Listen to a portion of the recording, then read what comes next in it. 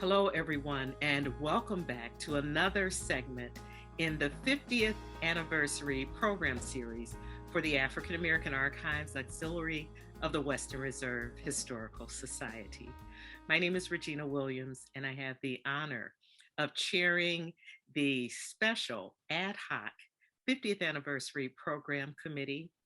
And also, I have the pleasure of introducing the visionary writer, actress, educator, Sherrie Tolliver, who came up with the idea of honoring Dr. King not in the birth month of January when the field is so crowded with so many wonderful programs, but in this month, National Poetry Month and the National Month of Hope.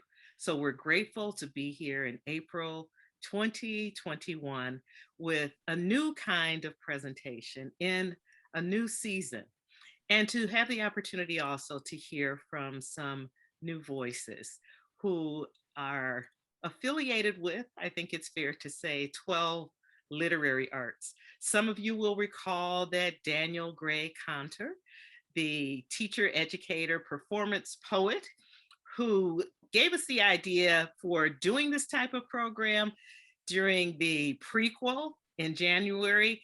Maybe we can say that this is the sequel to the prequel and our way of honoring the legacy of the Reverend Dr. Martin Luther King Jr., especially as that legacy relates to the history of the Glenville community and the city of Cleveland.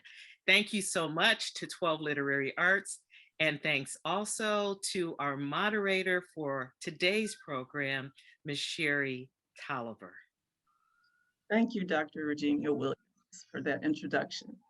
Yes, we decided that April, and this year is the 53rd anniversary of Dr. King's tragic assassination in Memphis, Tennessee.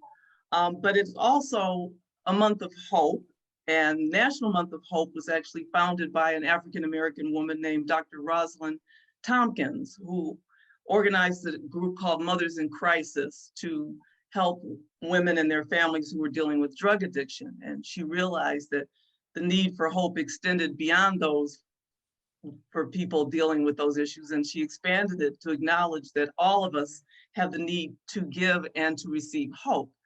And certainly the crisis we're facing today called for hope. So that is how the National Month of Hope started. The National Poetry Month, this is the 25th anniversary of that celebration, which was launched by the Academy of American Poets in 1996. And National Poetry Month reminds the public that poets have an integral role to play in our culture and that poetry matters. And over the years, it has become one of the largest literary celebrations in the world, with tens of millions of readers, students, K through 12 teachers, librarians, booksellers, literary events curators, publishers and families, and of course, poets, marking poetry's important place in our lives. So we have hope and we have poetry and we have the anniversary of Dr. King's tragic demise. But ironically, exactly on the same day, 1 year before, Dr. King gave a speech that not many people remember because it was the speech that, in a way, to some made him infamous. He did not speak about civil rights. He spoke about the Vietnam War and took a stand against it, which was a very controversial and divisive for the civil rights movement thing for him to do. And it brought the ire of the United States government, Lyndon B. Johnson, and conservatives and moderates, because he said, in fact, that he believed that America needed a radical revolution, and nobody liked the word radical or revolution in the 60s. That was going too far. And after that, his popularity dwindled and he became almost a social pariah in some people's eyes. He came to Cleveland and Ralph Locher, the mayor at the time, wouldn't even meet with him. He called him an extremist. But he came to Glenville and he was received with warm arms, open arms, and a warm welcome because he'd been here before.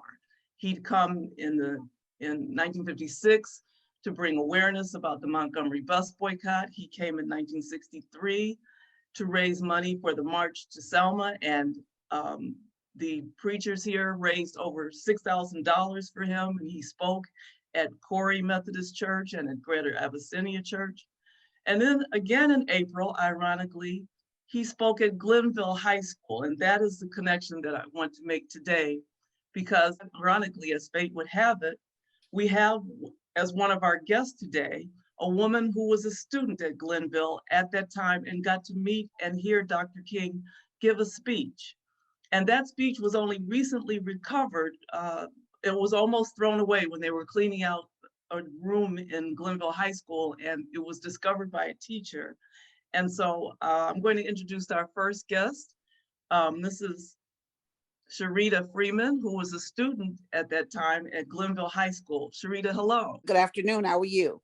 I am wonderful, and I'm so excited to hear again the story of you meeting Dr. Martin Luther King. As I said, he came to Cleveland to do three things.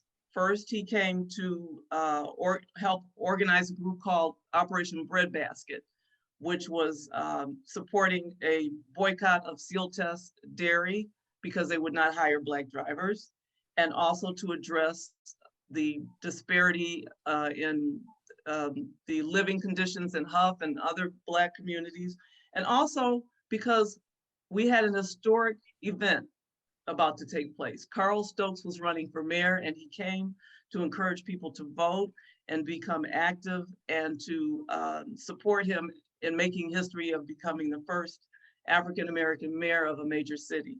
So Sherida, will you take us back to that day and tell us what it was like to, as a young woman in school, to have this great honor? Well, it was a lovely spring day. I was a senior in high school. Everything looked great. I had just gotten accepted to college, and we came to school to homeroom, and the principal over the PA system called 6 names out and asked us to report to the office. We went down to the office, and we were all looking at each other because we never had been there before, number one.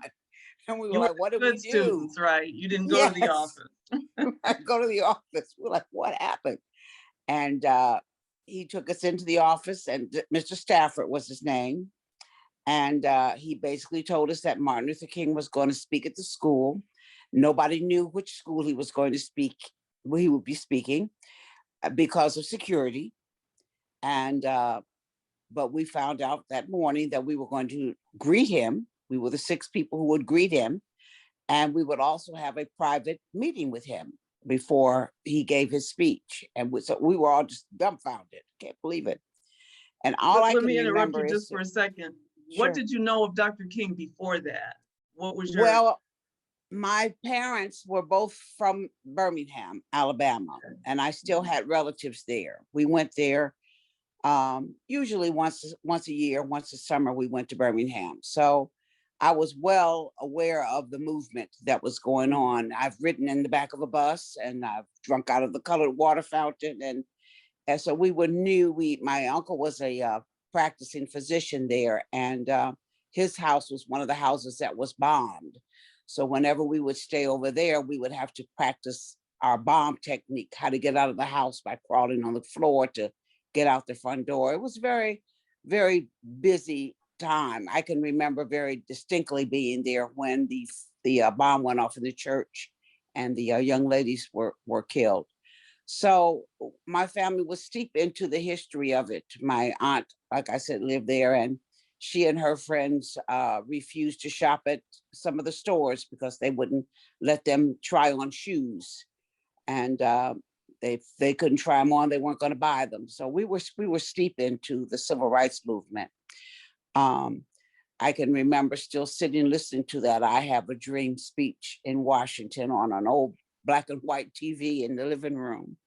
So we knew exactly who he was, and we were going around. We were in the choir at Glenville. We used to say we were Carl Stokes backup singers because everywhere Carl Stokes went, we went.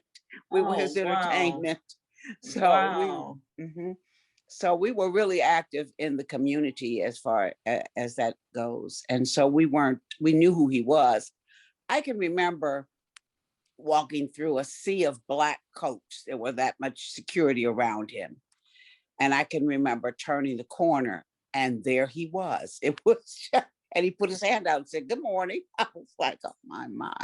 So, but he did come in and he sat down and he talked with each of us, very personable. He always gave you the impression, I got the impression that he was listening just to me.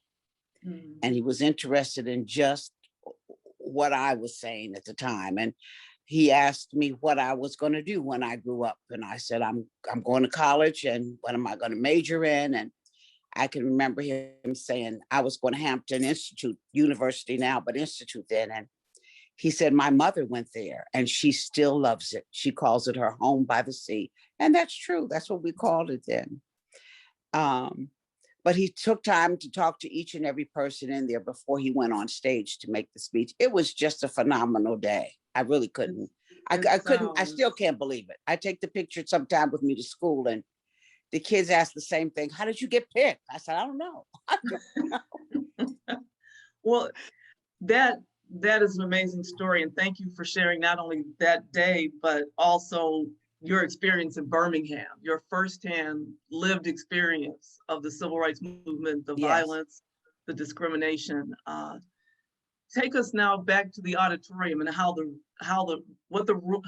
the students receive him? Since they didn't know he was coming, what was it like when they found out that he was coming? And what was their reaction? They clapped forever, clapped, just standing ovation, just shocked, like we were. Just shocked because, like I said, nobody knew he was coming. And then just to be in his presence in this room, you just couldn't even believe it. We were just amazed that he would pick us, I guess we would say. How did we get picked to be his audience that day? And it was just, I mean, we all remember it. As we sit there at reunions, we still talk about it. We all remember that day so fondly, we just couldn't believe it. Wow, I got goosebumps. I don't know about anybody else, but that must have been an amazing occasion. I'm tempted to ask you if you noticed, and you were a high school student, so this is an adult asking a question in your adult mind. Could you tell that there was that burden on him, that he was now not the revered Dr. King in some circles, obviously not at Glenville and not in Glenville, but because he had taken this stance against the Vietnam War, with all this security, because he'd never had that much security before, and that much, it was a wall. It was a wall of security. Mm-hmm. I couldn't see faces really. All I could remember are black suits, just like an aisle of black suits. And when we turned a corner, this hand reached out to me, and it happened to be Martin Luther King, and I grabbed it. That's the picture that was on the front page. Wow. And of course, my mother said, "Why did you wear that?" I'm like, well, I didn't know. You didn't get the wardrobe memo, I right? didn't know. I was just going to school. Right. You know? Right. But you could tell, when you were a senior at that time, this was 1967. When you were a senior, we started off our morning with morning announcements, and they would announce the dead that we knew in the Vietnam War. We heard names people that we knew from our community that's how we started off the day. It was just, so we were we know all about the war. So yes, I think the burden was heavy on him at that time. It was almost a year to the date of his assassination, really. So yeah, I think we did see it on him. I think we did. Okay. His message, basically, to me, that I can even remember, because your eyes are so starry, sometimes you can't even remember what he's saying. But his message was basically that: do the best that you can be, no matter what your job. If you are a floor sweeper, I could hear him saying it, you will better be the best floor sweeper there ever was. If you are a cashier in a store, you want to be the best cashier. And that still resounds with me. whatever you do, just be the best that you can. And your life will be better because of that. And that's true. That's very true. So. Thank you. Thank you. I'm looking at these two younger women who are our guests also today. Belle Freeman, who is Sherita's granddaughter, and Hali Bridges, who is an intern at 12 Literary Arts, and Raja is a teaching artist at 12 Literary Arts. And Raja, I'm wondering, listening to your grandmother and Hali listening to Mrs. Freeman, since you never met Martin Luther King, you never saw him living, all you have of him is pictures and videos and stories. What did you get a chance to listen to the speech? Yeah. Yeah. What did you take away from it? My biggest takeaway from the speech was when he said, we can use our freedom, the freedom that we already have, to make change. I think that something that we kind of get from our society as young people and as young Black people, and me being a young Black woman, is that we can't make change because we're too young, we're a woman, we're this, that, and the other. And it's not true. And what he was saying was that that's not true. You can make change and you can be a part of change no matter your background, no matter who you are. You can still be a part of something and be a part of change for future generations. Thank you. Yeah, I was struck by that as well, because I thought that was a very challenging speech to give in a high school. Normally, high school speeches are about get a good job and do your best, and which he did say those things, but most of the time you don't go out and join an organization and go out and get people to vote and go out and do these things that are require you to have a conscience about the kind of world that you want to create, and not just the life you want to make for yourself.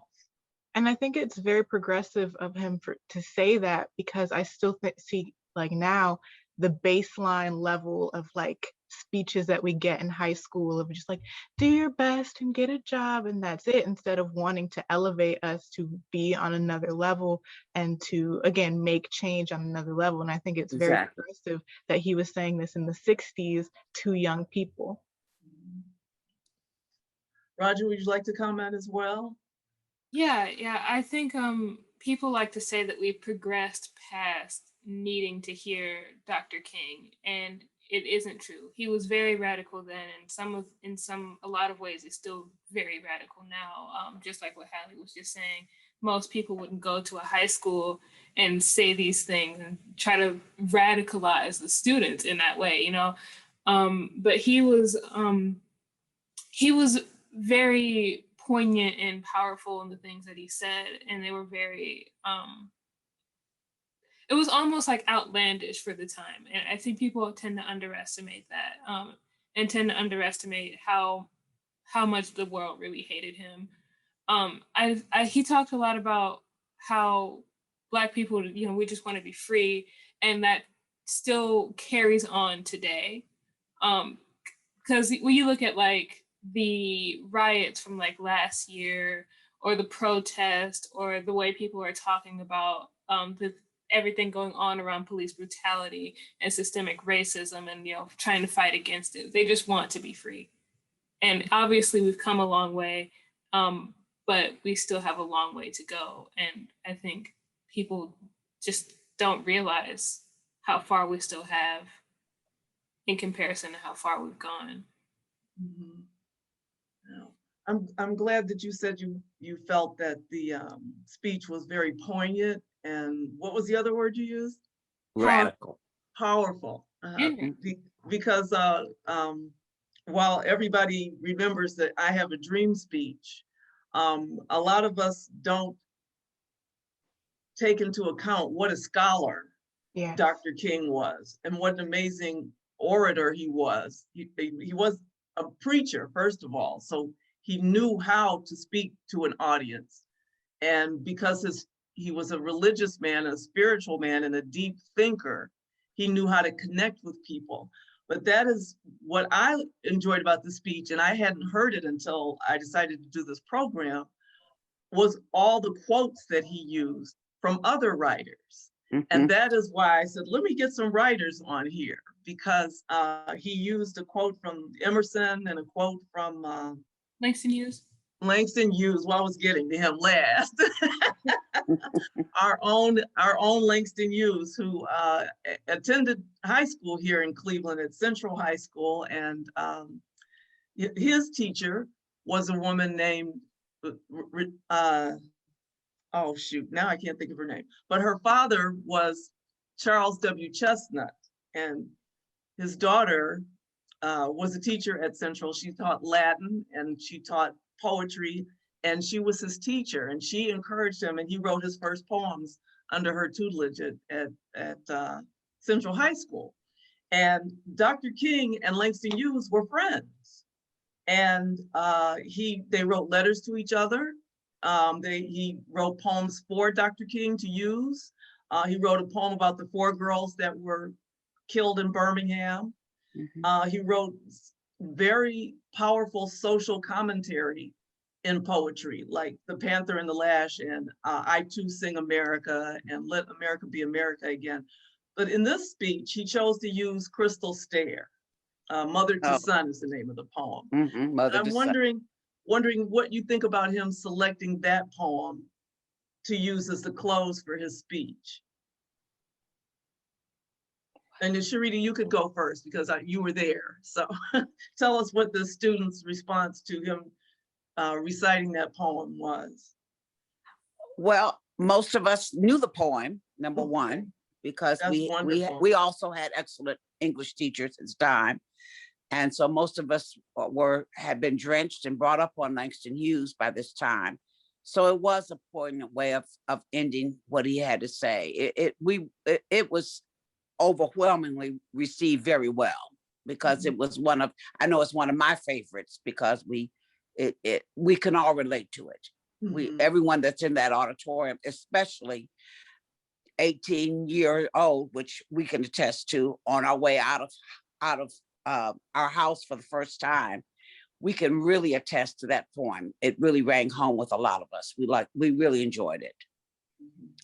But that's what made his writing that letter from Birmingham, it's one of the most beautiful prose letters I've ever heard in my life. And it's not a speech. He never even said it out loud, but it's just, his writing was just so full of poetry and prose that was just so beautiful. That's why we remember it. Okay, I'm sorry, Roger, go ahead. I think that was probably one of the best motivational pieces he could have chosen to quote. It's just like, you can keep climbing. You have to keep climbing, even if it's not easy, even if you weren't given all the things you needed to feel like you needed to keep going, even if you don't have some of the things that other people have, you need to keep climbing these stairs, even if they're not the best. Literally the best stairs, you know what I mean? It was just, I don't think I could think of a better poem than that one for him to have chosen. It's a very beautiful and motivational piece. I think it also shows that he knew who his audience was. I think that poem is very much a nurturing poem, because it's mother to son. And exactly. I think that's something that young people need, people that are about to go out into the world for the first time. They need a motivational poem. They need something that's going to connect to them. And I think that he picked the perfect poem to tell to high schoolers at the end of his speech. And I think it shows how much he knew who his audience was. Exactly. Now that leads me to my next question. Since both of you are poets, Raja and Hali, what is it that motivates you to write? There's a connection, as I said, between art and politics and social movements, and artists play a very important role in social movements and in all of life. Artists are a part of life.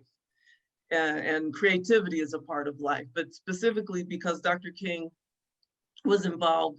And again, in April of that year, he switched gears from being about civil rights to being about human rights, and saying that war was wrong and poverty was wrong and sexism was wrong, and the whole world needs a radical shift, and not just we need to sit next to somebody on a bus or be able to eat at the same counter. There needs to be a whole shift because prisons and war and poverty and police brutality, and he brought all those things out. I'm going to share the quote a little later, and artists at that time were echoing these things. They were writing very different poetry. It wasn't rhyming verse anymore. It wasn't about nature and beauty and love. It was about what was happening. And so how do you connect your art to the world around you, especially being your age in the world the way it is now? Because this past 2 years have been a doozy, to say the least. And I can't even fathom what it would be like, what I would have been like as an artist at your age. Because when I was in high school, even though all of this was going on, it had kind of settled down a little by that time. Mm-hmm. And when it wasn't as radical and in your face by that point, it kind of counterculture was beginning to go mainstream. And so this is a very counterculture moment, and I'd like to get your reflections on that. Whichever one of us wants to start, right? Do you want to start, Hali, or should I start? It doesn't matter. Okay. So for me, I find myself writing about police brutality a lot because I feel like everything just always cycles back to that. Everything just kind of goes back to police brutality because it's one of the most dangerous things, and it's really crazy to me because, you know, the police are here to protect us and they're supposed to be a sign of safety. And if we can't have that, if we can't be protected by the people that are there to protect us, that are being paid to protect us, then what do we have, right? I think that's the biggest motivator for me in my work. I find myself writing about it the most often because it's just on my mind all the time and it's always in the media. I tend to write about the way the media responds to police brutality because something about it is just so disturbing to me. The way we keep cycling the images of people's death, and we've desensitized ourselves to falling Black bodies in a way that just sort of reminds me of like public lynchings. And it kind of, the more I think about it, the more I have to say about it, the more I have to get out about it. You know, I think what motivates me to write is knowing that people will get this different perspective when they hear my writing. Because I tend to hear a lot, I never thought about it like that. After people hear my poetry, they'll be like, I never thought about that. And that's really the goal. That's what I want, is for people to think about things in a different way. I tend to write also about a lot of social justice issues, but I actually tend to not write about police brutality because I know that there are other people who write about it a little bit better than I tend to. I tend to be a bit on the nose with my poetry, and I usually write about outside perspectives as someone on the inside. I talk about my Blackness, I talk about my womanhood a lot, and how those coincide with how I am treated in this country, and how other people that look like me are treated in this country. And I tend to be a bit blunt with it because I think that, like Roger said earlier, when we talk about these things, we're kind of desensitized to them. And I think that when you are blunt and say a poem very bluntly and say what's happening to these people, that's when people actually listen. Because they have to. When you're saying a poem, they have to be listening instead of hearing it on the news in language that is hard to understand and in a perspective that is not given from someone who's already experiencing it. I think You ever been in like an argument where someone's trying to argue your humanity with you? I Yeah. think in situations like those, a lot of times the response will be like, look it up, read this, see this. I want to be one of the people that you would look up, one of the pieces that you would look up in response. Hey, that's a very powerful motivation. I'm thinking we were, wow, Mhm. I'm thinking about that. I'm thinking about that. You definitely are making people think, because you just gave me something to think about. I want to read this quote from Dr. King that he made in the column post when he came that April, right before he spoke at the school. He says, like many of our cities, we find Cleveland a teeming cauldron of hostility. The citizens of the Negro community reflect the alienation of the total community, which has constantly ignored their cries for justice and opportunity and responded to their joblessness, poor housing, and economic exploitation with crude methods of police repression rather than compassion and creative programming. What's your response to that quote? Wow. Right. Wow. Wow. Nothing new. Yeah, I mean, nothing new. It really has. That's another thing that is just carried over. That's It it's doesn't sound like it was written 53 years ago, does it? right. Yeah, it Yeah. doesn't sound like it was written by someone who hasn't seen today, who hasn't like read a headline today. It just shows how much history repeats itself and how much we choose to ignore it. Mhm. Mm. Well On the said. other, yeah. On another note, though, we were talking earlier about Nikki Giovanni and Sonia Sanchez, the writers of our generation, and you remind me so much of them in the way you articulate your political and social views. I'm wondering who inspires you at this time. Today I was listening to there's a little animated film that a young African American girl was nominated for an Oscar, almost got nominated for an Oscar. Are you familiar with that? Her last name is Jones. It's called Hope. Yeah, and it's based on her response to a speech that Michelle Obama gave, and about hope, and it echoed so much of what Dr. King said in his speech about not being discouraged and working hard and doing your best and understanding that there are going to be obstacles in your path. And so I'm wondering whose voice speaks to you when you listen to maybe Michelle Obama or Stacey Abrams, or I don't know, who are you connecting with today that is modeling the kind of work that you think needs to be done and that you want to do, or you see a need for? Well, I don't know if you can hear me because people are outside mowing No, the we hear lawn, you. but I have a mom. My mother is very much into Black writing. I've grown up hearing works from Maya Angelou and Nikki Giovanni and all sorts of people along that line. So I think a lot of them influenced me.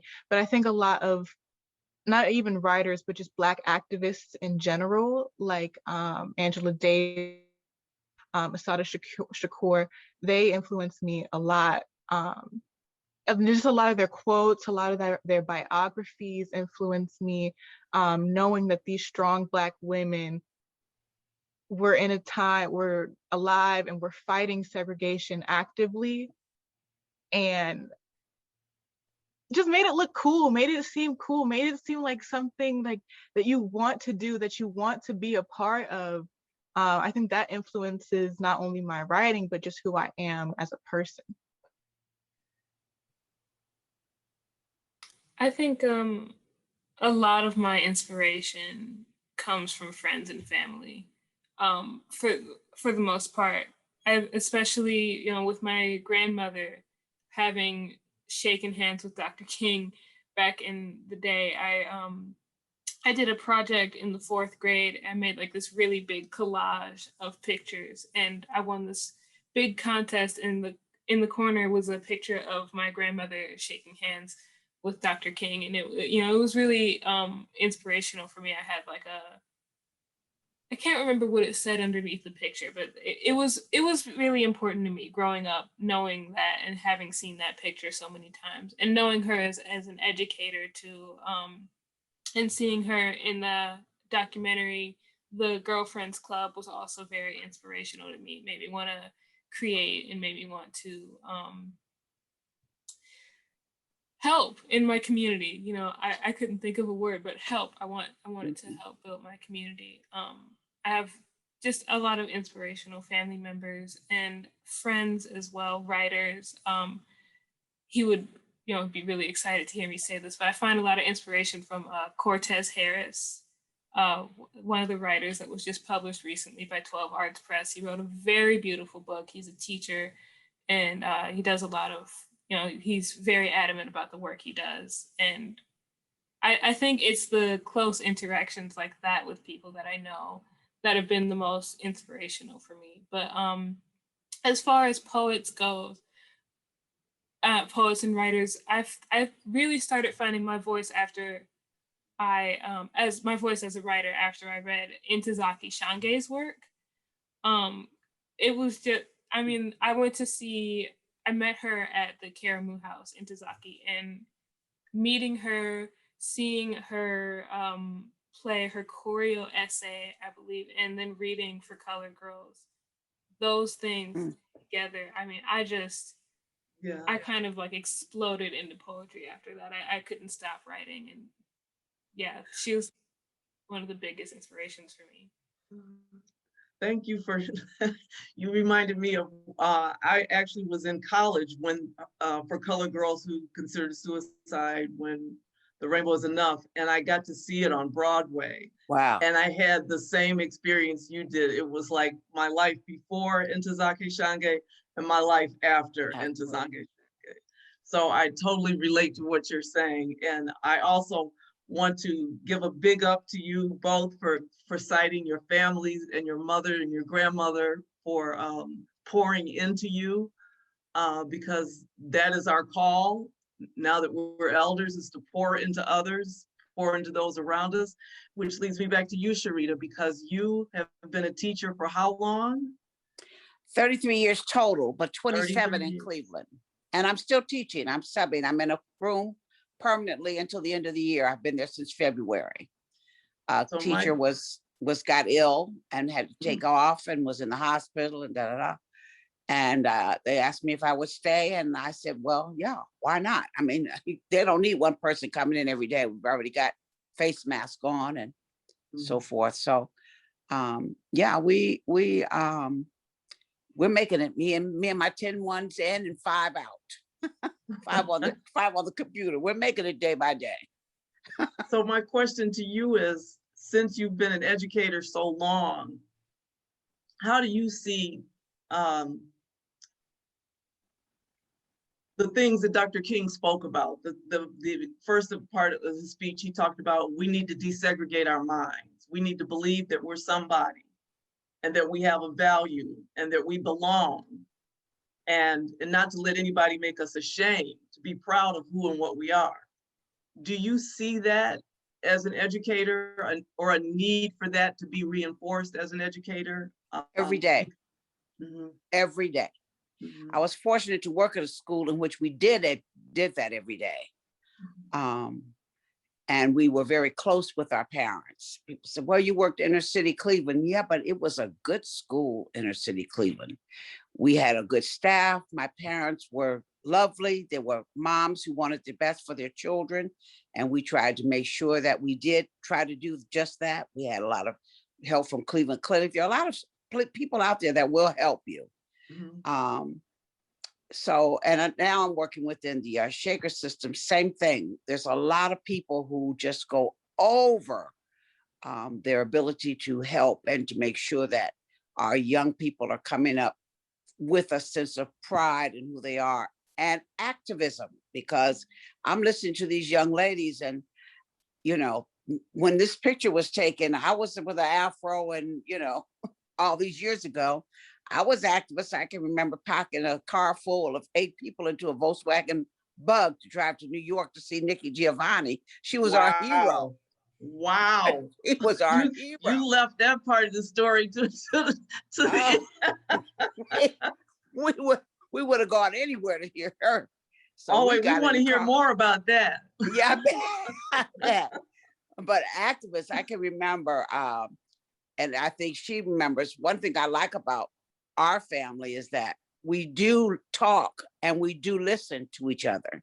One of the things that I've missed the most with this particular pandemic is not having that particular closeness. And mostly it's because they didn't want to come around me as the eldest person, because we do sit around the table for hours and talk. And we did when I was a little girl. We sat around the table. That's why I listened to the stories of what was going on in Birmingham. You know, I listened to the stories of my mother was a teacher when she came here to Cleveland, but nobody would hire her to teach because she was a Black woman. And she didn't give up. She went on to work for the post office and was very successful at her job. But just listening to them talk about how it was when they grew up, and then I've tried to pass on to mine. This is how it was when I grew up, and these are people you don't know, but you should know because they were your relatives. They fought hard. They wanted to do what to make your life better, my life and your life better. But we have to listen too. That's the part. Old people got to listen. You got to stop talking and got to listen, because these young people have something to say.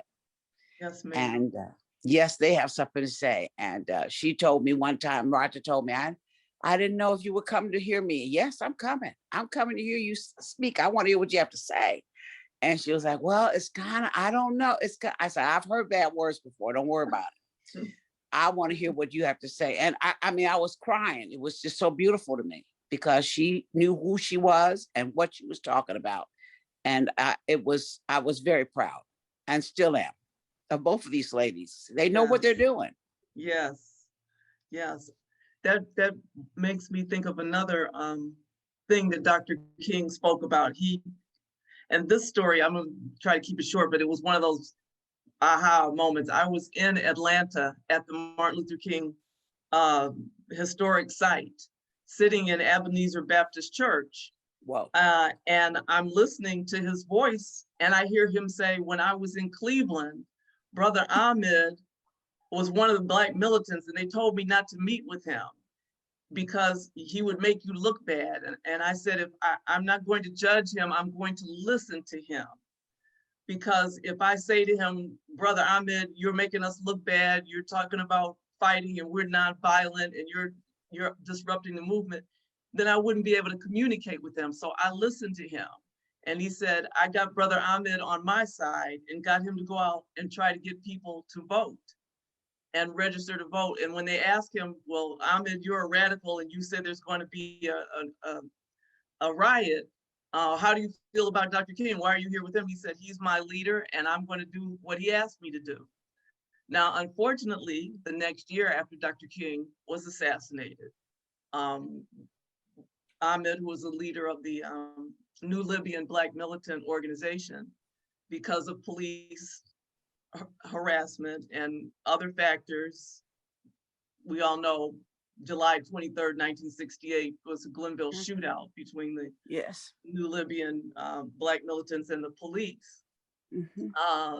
But my father was Ahmed's lawyer, and the story that we got at home was that Ahmed told my father, he said, that man was trying to change the world the right way. And if they killed him, there's no hope. And so he lost hope after Dr. King died. Wow.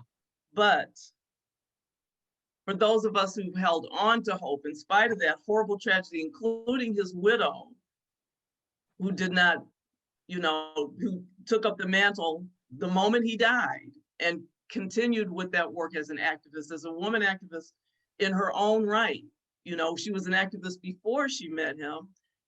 And that is why they married, because they knew that they had a connected purpose in life, to work for human rights, to work for Black people, and then to work for human rights. Things would have maybe been very different if he hadn't. If we can all speculate, what would have happened if people had listened to the nonviolent message? If people had, if we could have lived out the, what did he call it, the beloved community that he was trying to create. But going back to you talking about listening to the young people, and Dr. King saying how important it was to listen, we've got an intern with 12 and a teaching artist at 12. What is it that you've learned about teaching and reaching people with your art that you want to share with us? I know you're not, you don't have 30 years of experience teaching, but I'm sure you've worked with your peers and you've worked with younger people and other artists. And how do you use your beliefs about listening and sharing and using your creativity to create the world that you want to live in? What is that process like for you? Respect, number one. You have to have respect for each other. I try to have respect for my students, and I expect respect to come back, because it's a two-way street. But you have to be open to their artists and the words that they have to say. It might not be your words. It might not be something that you would even agree with, but you have to let them say what they want to say, even if it opens up a discussion between you that says, this is why I appreciate what you're saying, but this is why I disagree with it, okay? Because that opens up a dialogue, and maybe he'll say, well, you know what, I never thought of that, okay? But we always try to keep a respect valve for each person in their work, and that's what I try to tell my granddaughter. What you're saying is so powerful, and yet it's entertaining, but it's respectful, but it's powerful. And I enjoy. Actually, the first time I heard her speak, I was just amazed, because Raj is a quiet person. I was just amazed. I was like, it's just always the quiet ones. Yes. And what she was saying was just so true. That's why the poets are so important, because even as you look back to Langston Hughes and Nikki Giovanni, those, and Martin Luther King, those are the words that you remember, and you say, that, why didn't I think to say it that way? Because that was a great way of saying it. I said my favorite quote with him is the content of my character. I just think that is just so beautiful, not to be known by the color of my skin, but by the content of my character. And I just think that is such a nice way of saying, if you behave, somebody's going to notice. So, but I think that respect has to do with it. Art is something that has to be respected, not all the time critiqued. It needs to be respected and not always critiqued. I take your work as your work, and I'm going to say yes, but it doesn't necessarily always have to be an A+ or between that grading scale. It can't always grade art. Art has to come from you. So I think, like I said, we used, even back then, and it was a wonderful time, I think, looking back, to be young, because there was just so much going on. It was, the war was going on, and Martin Luther King, we were protesting that. He was actually assassinated my freshman year in college. And the song that we sing all the time, I can remember Roland Carter writing that rendition of that song on campus, while we were the first choir to sing his version of the Negro National Anthem. So it was just a time to be, changes were coming, but we were able to march, we were able to, sing. And now it's the strangest thing that they seem to be doing the same thing we did when we were that age. We've, it seemed like, isn't it over yet? But it's not. they're doing the same thing. And it's just unbelievable that to hear the poetry that comes out of both of these women, the fact that you are experiencing the same thing we experienced so many years ago. It lets us know we haven't come as quite as far as we think we have come, you know? Roger, share a little bit of your feelings about that. I find that acceptance is really the biggest thing. A lot of our students are in our program, they find that sort of a safe haven in our program, what we do. So if they're not safe, if they don't feel like they're being accepted, they're not going to put themselves into their art because they know that we're going to be seeing that art, reading that art. We want for them to be able to put their identities into their work and to really speak on what they feel and what they're going through. And they're not going to do that if you're not accepting of them in the first place. And I've heard it a lot. A lot of our students are like, I feel the safest when I'm here in this program. Wow. So it's a really important thing, the acceptance of them. To your point, Emma, acceptance is just like I can't overestimate how important that is because a lot of them aren't accepted anywhere else as themselves. And I know Hali can speak on it too. She's seen the way that students sort of like grow and become more comfortable. They start off shy in the program, and by the end of it, they're like, I finally found people that I can talk to, people that I can be myself around. It's really just the biggest thing. I think with that, what I was going to say was that everyone has something to say, no matter how young, what background, whatever, everyone has something to say, and being open to hearing what these people have to say. And again, making sure that this is a safe space to hear what these people have to say, what these young people have to say is the most important thing. But recognizing that even again, like Ms. Sherida said, even if you don't agree with it, it is still something that they have to say and something that they are putting forward as their art, and being able to accept and respect that. How do you feel about being in a position to create that kind of space for other people? I love it. I love it. I love that, first of all, that I was able to find a place like this. My mom just kind of signed me up, and I'm glad she did. But I love that it's accessible for people, that people have the opportunity to get their voices out there, to learn, to be in a community, to make lasting friendships with people. And I think that and to be able to say what you want to say instead of having to censor yourself, like you're always, like at school where you always have to censor yourself for adults, instead of being able to say what you want to say. And I think it's very necessary, and I think that there should be more programs like that, because it's very, like Raja said, it's very necessary for people's development. I've seen people, even in this 1 year that I've interned, and the 2 other years where I was a fellow, I've seen so many people grow and change and develop through the program, and I think it's extremely necessary. It's like we get to take a hammer and break their shells open. It's great. It's just True. I was gonna say caterpillar to butterfly, but That's a little. But break your That's hammer. a little rash, just breaking them open. Just that works. Maybe nurture them so they come out of the shell instead of breaking. Yeah, there we go. But to your point, that is something that garnered that's how Daniel Gray-Kontar and 12 Literary Arts garnered my respect. And when they moved to Glenville, which is my home community, I wanted to support them as much as I could, which is how I got on the board, because I know that is his modus operandi, is to make a safe space so that people can blossom.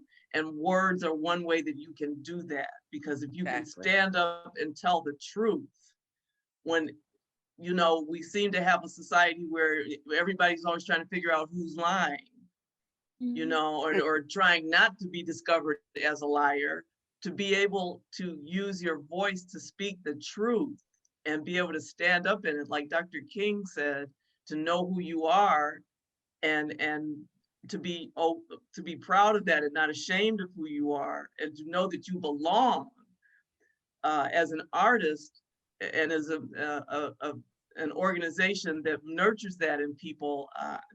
That's a bright spot for our Glenville community, and I think it's a real tribute to the legacy of Dr. King, and his love of language and his understanding that language creates a bridge to people that might not agree with you, might not understand you, because they're different from you. But if you can express yourself honestly and use your words and your creativity to, like Langston Hughes said, when you dream a world and then you work to create that world, then we're still honoring his legacy, and then we still have hope. And that is a beautiful thing. I'd like to give you ladies a chance to share some of your poetry, to give us to honor us with some of your creativity. I know both of you are excellent poets, so whoever would like to go first. I guess I'll go first then, if you're not going, Raja. You just sat there and looked at me. You sat there and looked at me. Okay, this poem is called Diary of a Mad Black Woman. It's a hard truth knowing that I, as a Black woman, am the most unwanted person in America, that statistically I'm the least likely out of any other race to find a significant other, AKA I'm unlovable, that I statistically only make 64 cents to the white man's dollar, which means my work is worthless. I have a higher rate of miscarriages and premature births, higher rates of untreated mental illness at a younger age, higher rates of high blood pressure and heart disease, higher incarceration rates, unemployment rates, homicide rates. Don't you see, America doesn't want me. But they do want my image. They want to slap me on a billboard and call it diversity. They want to take my cornrows and call it boxer braids. They want to take my lips, my tits, and my hips and put them on a Kardashian. They want to take my music and give it to Ariana Grande. They want to take my confidence and say it's arrogance. They want to take my speech and call it anger, call me mad, call me sassy, call me ill-tempered, call me ugly, unwanted, anything to dehumanize me. I'm an elephant waiting to get poached, killed for my ivory horns so they can be put on another's body to finally be seen as beautiful, just not on me. Can't you see? America wants me dead. Wow. Wow.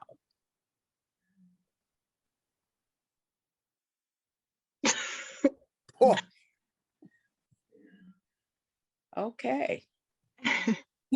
Thank you, Hali. And Tazaki Shange and Langston Hughes, they make me sit in the kitchen. Kind of combined, wow.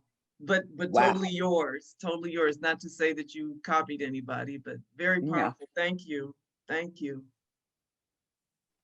Okay, Raja, we're going to close with you, and then I'm just going to say a few words. But before you end, and again, thank you, Hali. Thank you, Sherida. I so appreciate you sharing. I feel I'm kind of at a loss for words right now. I'm just going to let you go ahead.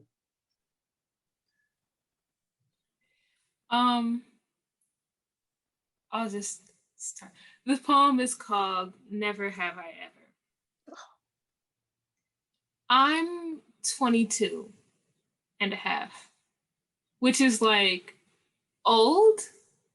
I mean, that's over 2 decades. And I have a serious problem with that, because I can't be 22 and a half yet because I'm entirely too young. Like, I feel like there's a checklist of things you have to do before 22 and a half. And based off that list, I'm probably more like 17 or maybe like 16, which is probably why I have never, ever, not once in the history of everything ever, lost a game of never have I ever. I always win easy. Like a friend could say, never have I ever been drunk. And while most of the circle surrenders one of their fingers, overlapping it with other fingers laid down in defeat in rounds prior, I, with 10 fingers standing strong, laugh. I'm gonna win. And I know it. And I'm a sore winner. So I look at the circle, proud, and I say, never have I ever seen a pork chop. And the looks I get after that are usually just sad, but that's okay because I win. The only game I can win for having such a clean slate, which is perfect because I never, ever have to worry about dirtying it up as long as I have this game. It's better this way, see, because if anything should happen to me, there'll be nothing to slander my name with. Nothing to dig out the dirt. No dirt to dig into in the first place. I stay in line. I keep my head down. I keep my mouth shut, because I know how far they'll go to stretch a story wide enough to cover their own behind, to repurpose slight character flaws for a guilt-free narrative. Should I be gunned down tomorrow, may the news headlines paint me beautiful, paint me truth, paint me in full color, not just in black, paint me human. May my shooter be villain in my narrative, not hero in their own. May the sound of their name be irrefutably disturbing. Should I be gunned down tomorrow, may you remember my words and know that I don't deserve to die. Know that I've lived each waking moment so deep in fear of bullets that I forgot how to sin. And as you hear my words in this moment, remind yourself, the price for not following orders should never be death. Remind yourself that the price for one small mistake should never, ever be death. Remind yourself that a child, yes, a child that makes one mistake does not deserve to be shot and shot and shot and shot and shot and shot as he slowly crumbles, staring into the eyes of a gun-wielding, blue-eyed murderer. Remember that his mother, like every mother, did not deserve to see her son's blood flee his lifeless corpse as he decayed in the middle of the street. He, like you and I, was human and therefore made mistakes. He was 18, but I would trade him my chance to be 22 and a half if I could. Should I be gunned down tomorrow, know that I, like anyone else would be, was scared. When they dig up my mistakes that I'm too afraid to admit I have made, remember this poem. Remember I stayed in line the best I could, kept my head down, my mouth shut. Know that I have never, ever lost a game of never have I ever. 10 fingers always pointed to the sky. Thank you. Oh boy.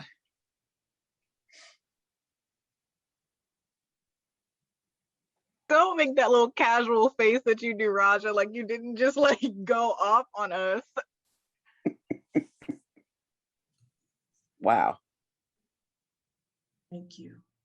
Thank you both so much for your poetry, and thank the three of you for sharing your stories and your insight.